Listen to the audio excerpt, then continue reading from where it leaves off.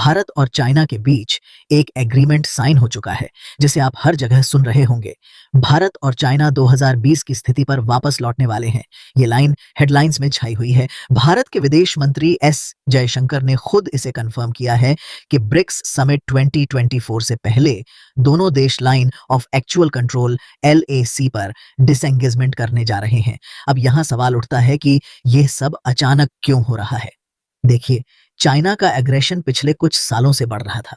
2020 में गलवान जैसी घटना ने दोनों देशों के बीच तनाव बहुत ज्यादा हो गया था। लेकिन अब ब्रिक्स समिट से ठीक पहले दोनों देशों ने डिसएंगेजमेंट का ऐलान किया है। क्यों?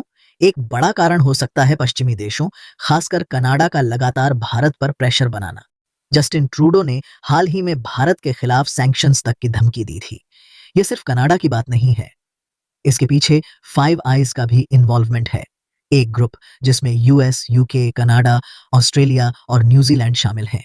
ये सभी देश भारत के खिलाफ कंसिस्टेंटली एक नेगेटिव नैरेटिव सेट कर रहे हैं। ऐसे में भारत को एक स्ट्रॉन्ग जवाब देना था। अब इन सब में रशिया का जो रोल है उसे हम नजरअंदाज नहीं कर सकते। रशिया ने बैकग्राउंड में बहुत बड़ी भूमिका निभाई है। आपको याद होगा, अभी कुछ ही दिनों पहले अजीत डोवाल और चाइना के नेशनल सिक्योरिटी एडवाइजर की एक मीटिंग रशिया में हुई थी। रशिया के जियोपॉलिटिकल एनालिस्ट्स का मानना है कि ये रशिया की कोशिशों का नतीजा है कि दोनों देश LAC पर डिसएंगेजमेंट के लिए तैयार हुए हैं। लेकिन क्या रशिया ने यह सब सिर्फ भारत चाइना को शांति से रहने के लिए किया? बिल्कुल नहीं। इसमें रशिया का खुद का फायदा है। यहां पर समझने वाली बात यह है कि रशिया को ब्रिक्स में स्थिरता चाहिए। अगर भारत और चाइना के बीच टेंशन बढ़ती है तो इसका सबसे बड़ा नुकसान ब्रिक्स को होगा, और ब्रिक्स का कमजोर होना रशिया के लिए एक जियोपॉलिटिकल डिजास्टर हो सकता है, खासकर जब रशिया पहले से ही यूक्रेन में युद्ध में फंसा हुआ है और वेस्टर्न सैंक्शंस का सामना कर रहा है। उसे भारत और चाइना के बीच स्थिरता चाहिए ताकि ब्रिक्स को एकजुट रखा जा सके। इसके अलावा अगर भारत और चाइना की टेंशन बढ़ती तो भारत ऑटोमेटिकली वेस्ट के करीब चला जाता। यह स्थिति रशिया के लिए बिल्कुल भी फायदेमंद नहीं होती। इसलिए रशिया ने बैकडोर डिप्लोमेसी के जरिए यह सुनिश्चित किया कि दोनों देश टेबल पर आकर बात करें और डिसएंगेजमेंट के लिए तैयार हों। अब बात करें चाइना की कि चाइना इस बात पे क्यों राजी होगा।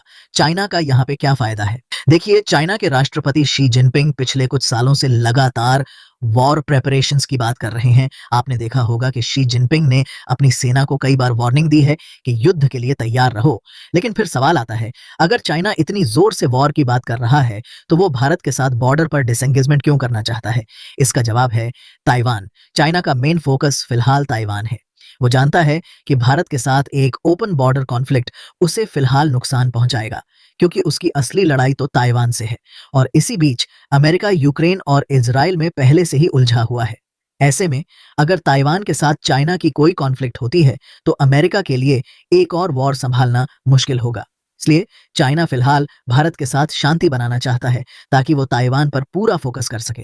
आखिर में ये बात फिर से साबित हो रही है कि जियोपॉलिटिक्स का खेल हमेशा ऐसा ही चलता है। कोई परमानेंट दोस्त नहीं होते, कोई परमानेंट दुश्मन नहीं होते, केवल परमानेंट इंटरेस्ट्स होते हैं। इस पूरे मामले में रशिया, चाइना और भारत तीनों देश अपने अपने इंटरेस्ट्स को देख रहे हैं। भारत को चाइना के साथ एक स्थिर बॉर्डर चाहिए ताकि वह और ग्लोबल चैलेंजेस पर फोकस कर सके। चाइना को ताइवान पर ध्यान देना है और रशिया को ब्रिक्स को एकजुट रखना है ताकि उसे ग्लोबल स्टेज पर अकेला न किया जा सके। आने वाले ब्रिक्स समिट में देखना दिलचस्प होगा कि कैसे ये तीनों leaders, Vladimir Putin, Xi Jinping और मोदी जी, एक साथ स्टेज पर आते हैं और कौन से बड़े अनाउंसमेंट्स करते हैं। तो दोस्तों, मैं उम्मीद करता हूं कि इस पूरी सिचुएशन का एनालिसिस आपको समझ आया होगा। अगर आप और भी ऐसी जियोपॉलिटिकल एनालिसिस और अपडेट्स चाहते हैं तो इस चैनल को सब्सक्राइब करना न भूलें और कमेंट सेक्शन में अपनी राय जरूर बताएं।